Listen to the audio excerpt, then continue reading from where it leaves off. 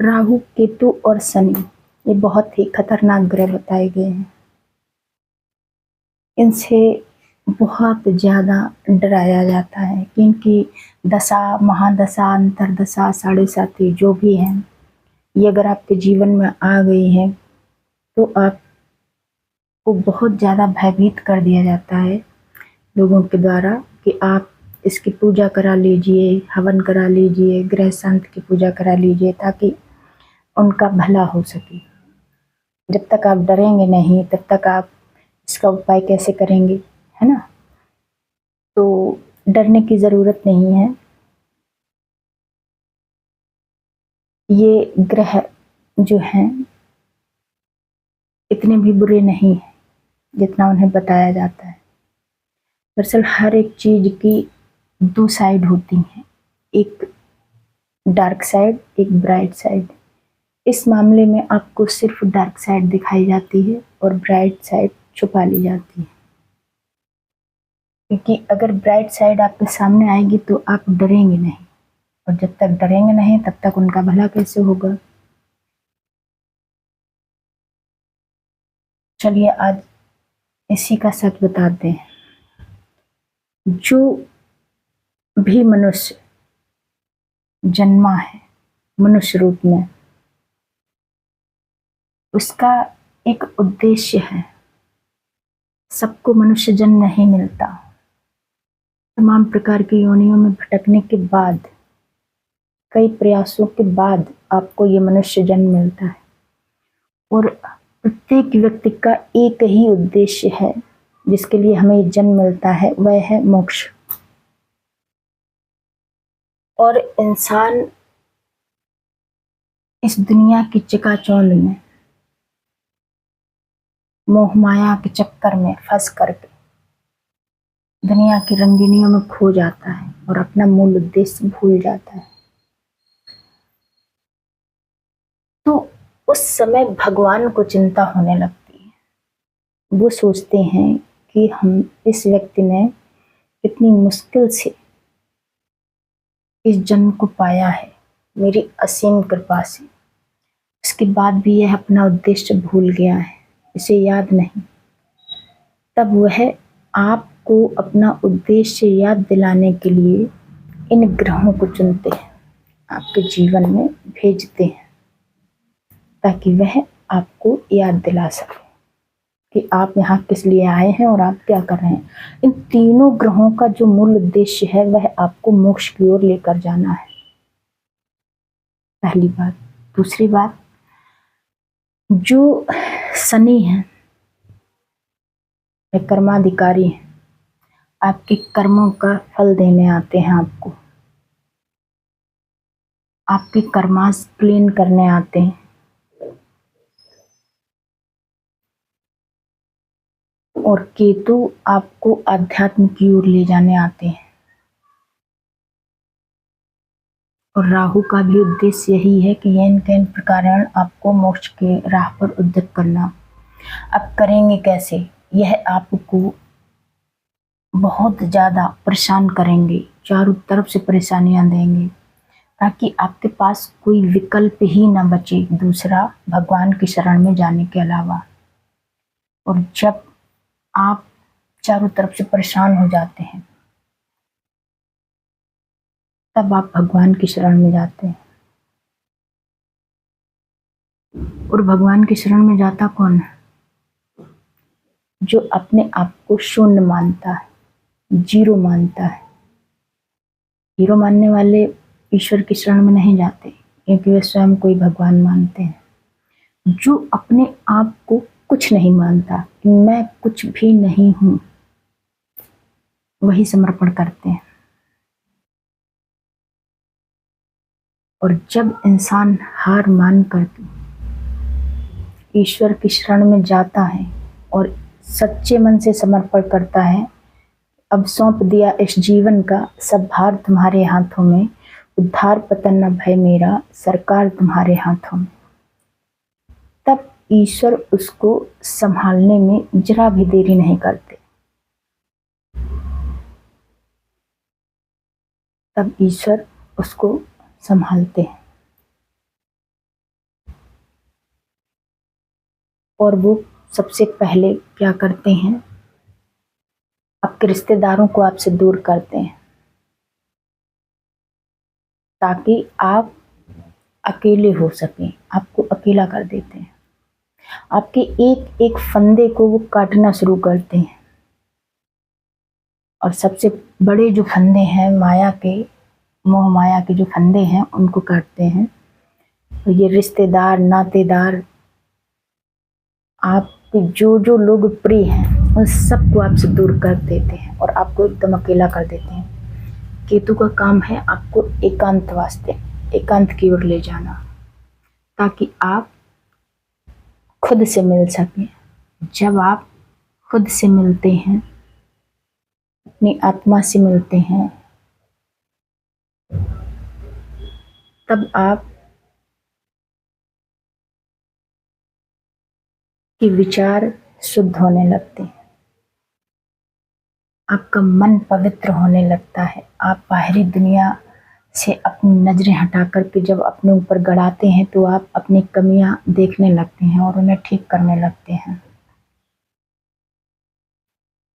और जब आप अपनी गलतियों को स्वीकार करते हैं तभी उन्हें ठीक कर पाते हैं। जब तक स्वीकार नहीं करेंगे तब तक कभी ठीक नहीं कर पाएंगे। और यही सबसे बड़ी विडंबना है कि ईश्वर अपनी गलतियां स्वीकार नहीं करना चाहता, वह तो हमेशा दूसरे को ही ब्लेम करता रहता है। जब तक आप अपनी गलतियों को स्वीकार नहीं करेंगे तब तक आप उन्हें ठीक नहीं कर पाएंगे। तो जब व्यक्ति अपनी गलतियां ठीक करने लगता है, अपनी ओर मुड़ता है, अपनी आत्मा से मिलता है, तब आपकी आत्मा आपको परमात्मा से साक्षात्कार करवाती है। और जब आप परमात्मा से साक्षात्कार करते हैं फिर आपको इस दुनिया में कुछ भी अच्छा नहीं लगता। फिर आपको एक ही धुन सवार होती है और वो होती है मोक्ष की। मोक्ष चाहिए, उसके लिए आप प्रयासरत होते हैं। और जो ईश्वर फंदे काटते जाते हैं फिर आप उनमें दोबारा नहीं फंसते, चाहे वो रिश्तेदारी के हों या आर्थिक हों, धन संबंधी। ईश्वर आपको तरह तरह से ट्रिगर करेंगे और जिनसे आप सबसे ज्यादा प्रेम करते हैं उनसे ही सबसे ज्यादा आपको कष्ट दिलवाएंगे, आपको ऐसे ऐसे अनुभव करवाएंगे जो आपकी आंखें खोल दें और आपका मोह भंग कर दें। फिर आपको धन से हीन करते हैं, आपसे आपका धन छीनते हैं, आपसे आपके जो शरीर है इसमें आपको जो बीमारियां हैं उनमें धन लगेगा, तरह तरह से परेशान करते हैं ताकि आपका रिश्तेदारों से, धन से, मोह माया से, अपने इस शरीर से जो आकर्षण है उसका सबका मोह खत्म हो जाए और केवल आपको ईश्वर ही नजर आए हर तरफ, तब आप उनकी शरण में जाए। तो ये जो ग्रह हैं ये हमारे शत्रु नहीं हैं, हमारे सहायक हैं। यह हमारे भले के लिए ही कार्य करते हैं। अब जब तक हम मोह माया में फंसे रहते हैं हम इस बात को समझ नहीं पाते, और जो लोग समझ जाते हैं वो इनसे डरते नहीं, छोटे मोटे उपाय करते हैं और ईश्वर में अपना मन लगाते हैं। छोटे मोटे उपाय आप स्वयं भी कर सकते हैं, बहुत सारे उपाय होते हैं।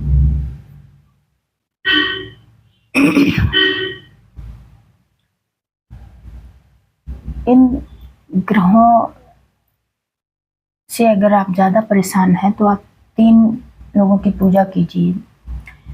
पहले हैं सूर्य देव, उनकी पूजा कीजिए। सारे ग्रह उन्हीं के अंडर में आते हैं और उनसे कंट्रोल में रहते हैं, इसलिए सूर्य देव की पूजा कीजिए। उन्हें सुबह सुबह जल अर्पण कीजिए। दूसरे हैं हनुमान जी। हनुमान जी से भी राहु केतु शनि सब कंट्रोल में रहते हैं। प्रतिदिन हनुमान चालीसा का पाठ कीजिए। ज़्यादा परेशान है तो बजरंग बाण कीजिए। ईश्वर पर भरोसा हर हाल में बनाए रखिए। तीसरे हैं शिव जी। शिव जी से भी राहु केतु शनि तीनों डरते हैं। शनि के गुरु हैं शिव जी, इसलिए शनि अगर किसी के कंट्रोल में आते हैं तो वो शिव जी हैं और हनुमान जी। तो इनकी पूजा कीजिए।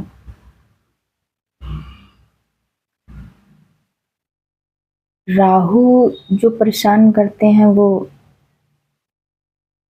देखिए यहाँ जो पूरा खेल है वो डर का है। आपको डर दिखाया जाता है ताकि आप उनका भला करें, और राहु भी आपको इसीलिए डराता है ताकि आप जो भूत प्रेत होते हैं ना, उनसे लोग डर के भगवान की शरण में जाएं। तो आप जब भगवान की शरण में जाते हैं, फिर आप पूजा पाठ करना शुरू कर देते हैं, तो आपका डर धीरे धीरे समाप्त हो जाता है।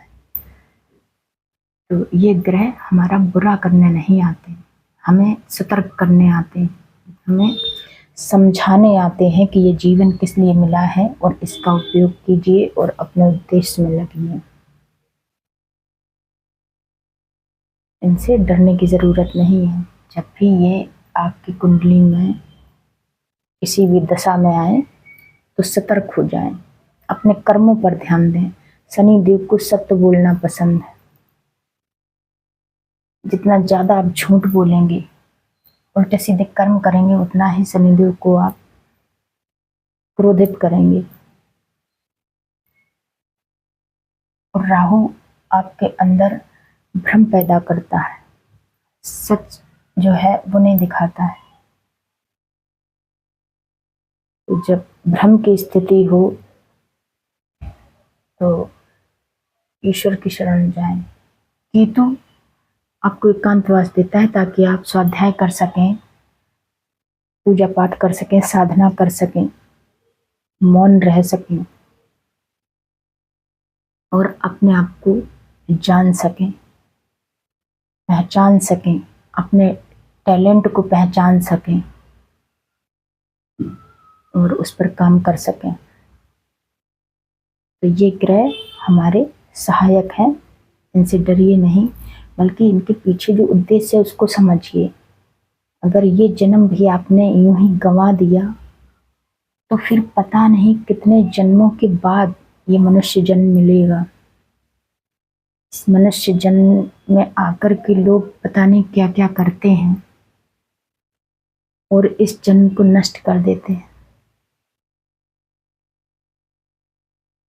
तो जो लोग बहुत ज़्यादा परेशान हैं अपने जीवन में, उनके लिए ये वीडियो मैंने बनाया है कि शायद उनके पास अगर ये वीडियो पहुंचता है तो उन्हें थोड़ा इससे लाभ हो कि ये परेशानियां आती किस लिए हैं, इनका उद्देश्य क्या है और हमें क्या करना चाहिए। सच्चे मन से ईश्वर को समर्पण कीजिए और पूजा पाठ में लगिए, भक्ति कीजिए। आपकी सारी परेशानियां धीरे धीरे अपने आप ही समाप्त होने लगेंगी और आपका मन भक्ति में लगने लगेगा। अब देखिए, यहाँ मैं ये नहीं कहना चाहती कि आप अपना काम धाम छोड़ करके सिर्फ पूजा पाठ भक्ति करते रहें, नहीं। अपना काम भी कीजिए, अपने जो दिन के पूरे जो दिनचर्या है वो काम भी कीजिए और भगवान को भी साथ में लेकर चलिए, उनकी भी पूजा कीजिए और उनको समर्पण कर दीजिए। अपने सारे काम उनको सौंपते हुए चलिए। फिर देखिए आप, क्योंकि कर्म भी तो पूजा ही है। कर्म के किए बिना तो कोई इंसान रह ही नहीं सकता है, कर्म तो करना ही है, लेकिन उसके साथ साथ भक्ति भी कीजिए। तो अगर आपको ये वीडियो अच्छा लगा है तो इसे लाइक कीजिए, सब्सक्राइब कीजिए और शेयर कीजिए। धन्यवाद। राधे राधे। जय श्री कृष्ण।